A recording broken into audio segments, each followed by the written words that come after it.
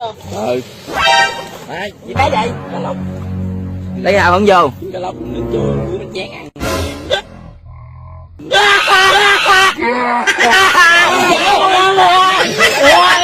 Gì vậy anh? Gắn. Đâu gắn Dạ. Ôi ghê ơi. Mình gắn gì vậy? Ai biết? Đâu? Làm ra má ốc lên đó. Mi.